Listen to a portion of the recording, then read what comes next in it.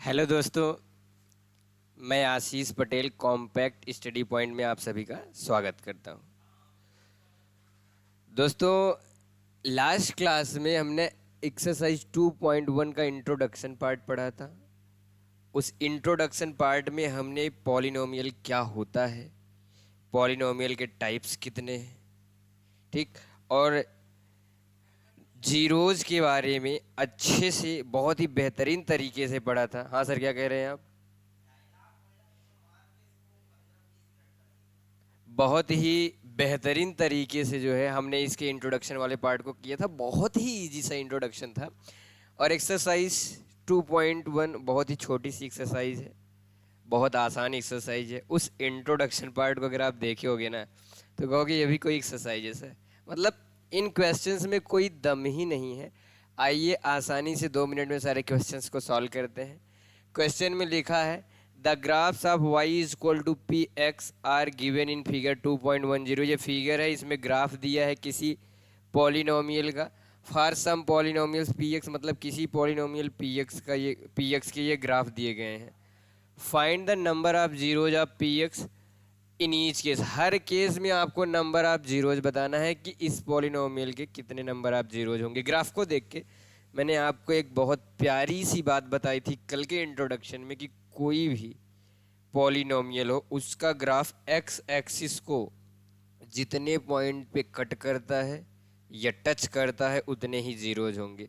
ये वाला ग्राफ देखिए, पहले वाले में ये ग्राफ जो पॉलिनोमियल के एक्स एक्सिस को कहीं भी कट नहीं कर रहा है, न टच कर रहा है, तो यहाँ पे नंबर ऑफ जीरोज कितने होंगे? शून्य। यहाँ पे जीरो हो जाएंगे। यहाँ पे इसके लिए जो नंबर ऑफ जीरोज होंगे, इसके लिए जो नंबर ऑफ जीरोज होंगे इस वाले के लिए शून्य, मतलब एक भी नहीं, क्योंकि ये तो ना ग्राफ को ये एक्स एक्सिस को ये ग्राफ ना कट कर रहा है ना टच कर रहा है।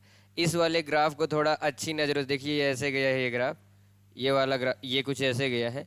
इस वाले ग्राफ को अगर आप देखेंगे तो बड़ी गंदी नज़रों से देखिए इस ग्राफ को। एक पॉइंट पे ये एक्स एक्सिस है, इसको एक पॉइंट पे ये कट कर रहा है और कहीं ये कट कर नहीं कर रहा है, ना टच कर रहा है। तो यहाँ पे नंबर ऑफ जीरोज कितने होंगे? नंबर ऑफ जीरोज, यहाँ पे जो नंबर ऑफ जीरोज होंगे भैया जी 1 होंगे। इसके लिए, इस वाले के लिए, क्योंकि ये ग्राफ जो है एक जगह पे एक्स एक्सिस को कट कर रहा है। इस वाले ग्राफ को देखिए, थोड़ा सा देखिए, ये ग्राफ कुछ ऐसे गया है, ऐसे गया है जी।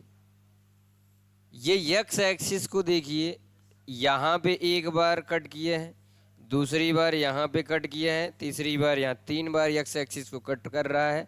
तो यहाँ पे जो इसके लिए नंबर ऑफ जीरोज हो जाएंगे, नंबर ऑफ जीरोज इसके लिए क्या हो जाएगा? नंबर ऑफ जीरोज कितने हो जाएंगे भैया जी? 3 हो जाएंगे। हाँ अरे भाई, इंट्रोडक्शन वाला पार्ट देख लीजिए। एक भी क्वेश्चन में इतनी सी भी प्रॉब्लम हो जाए ना तो बताइएगा, वैसे होगी नहीं।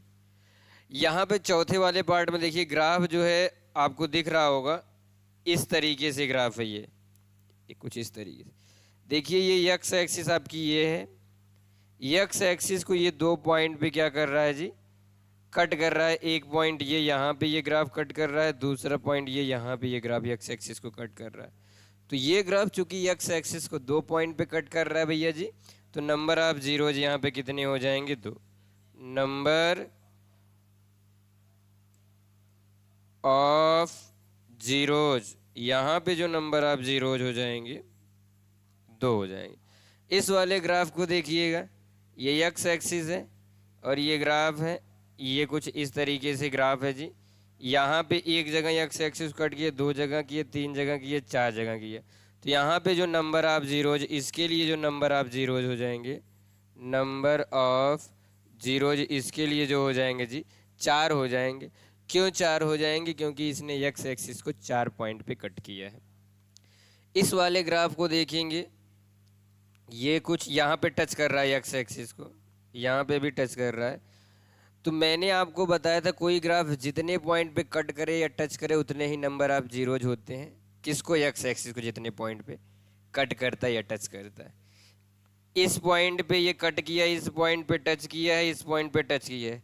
एक्स एक्सिस को ये ग्राफ 1 पॉइंट, 2 पॉइंट, 3 पॉइंट, तो 3 पॉइंट ऐसे हैं जिन पे ग्राफ एक्स एक्सिस या तो कट कर रहा है या टच कर रहा है। तो यहाँ पे नंबर ऑफ जीरोज कितने हो जाएंगे जी? यहाँ पे नंबर ऑफ जीरोज कितने हो जाएंगे? 3। कुछ बच्चों को कन्फ्यूजन रहता है, जैसे यहाँ पर टच कर रहा है तो वो सोचते हैं थोड़ा सा क्रॉस करके गया होगा 2 जीरोज काउंट कर लेंगे। नहीं, ये टच कर रहा है, जिस पॉइंट पे टच कर रहा है वो वही पॉइंट नंबर ऑफ जीरोज में काउंट होगा, और जिस पे कट कर रहा है वो। तो 1 2 3, यहाँ पे नंबर ऑफ जीरोज कितने हो जाएंगे? 3। इस तरीके से आप ग्राफ को देख के नंबर ऑफ जीरोज को ईजिली फाइंड आउट कर सकते हैं। एक्सरसाइज 2.1 फिनिश हो गई है, तो हो गया खत्म।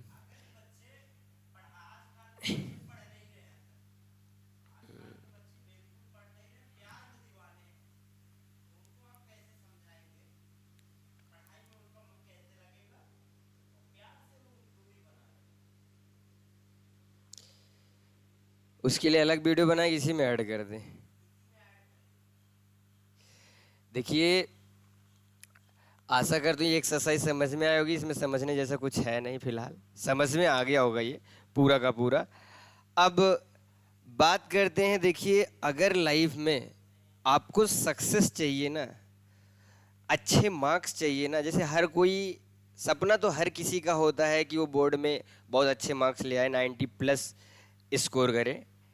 लेकिन होता क्या है कि हर कोई तो 90 प्लस ले नहीं आता, हर किसी को तो 90 के ऊपर परसेंटेज आते नहीं है।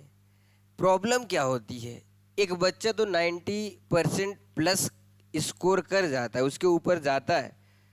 कई कई बच्चे ऐसे होते हैं 99 पॉइंट समथिंग, यानी लगभग पूरा का पूरा जो है जितना आपका पूर्णांक होता है वही लेके चले आते हैं, टोटल मार्क्स ही पा जाते हैं। लेकिन आप ध्यान दीजिए कि कुछ बच्चे तो बहुत अच्छा परफॉर्म कर जाते हैं, लेकिन कुछ बच्चे उतना अच्छा परफॉर्म नहीं कर पाते। तो उन बच्चों में अंतर क्या होता है? मेन चीज़ क्या होती है? कंसिस्टेंसी। कंसिस्टेंसी के बिना आप कहीं भी अच्छा परफॉर्म नहीं कर पाएंगे। अगर आप चाहते हैं कि बोर्ड में आप बहुत बेहतरीन मार्क्स लेके आएँ, तो याद रखिए आपको खुद को डिसिप्लिन में रखना पड़ेगा, खुद को डिसिप्लिन में रखना पड़ेगा, और डेली डेली लगातार मेहनत करना पड़ेगा। ये नहीं कि आज जो है 8 घंटे पढ़ लिए, कल पढ़े ही नहीं, परसों पढ़े ही नहीं। नहीं, थोड़ा ही पढ़िए, 5 घंटे ही पढ़िए, लेकिन डेली पढ़िए, लगातार लगे रहिए, मेहनत करते रहिए, तब जाके आपका बढ़िया रिजल्ट आएगा। और मेन चीज़ क्या होती है रिजल्ट में, अगर आप चाहते हो सक्सेस या अच्छा नंबर लाना चाह रहे हो, तो इसका मूल मंत्र जो होता है रिवीजन होता है। सक्सेस का मूल मंत्र क्या होता है? रिवीजन होता है। बिना रिवीजन के आप अच्छे मार्क्स नहीं ला सकते।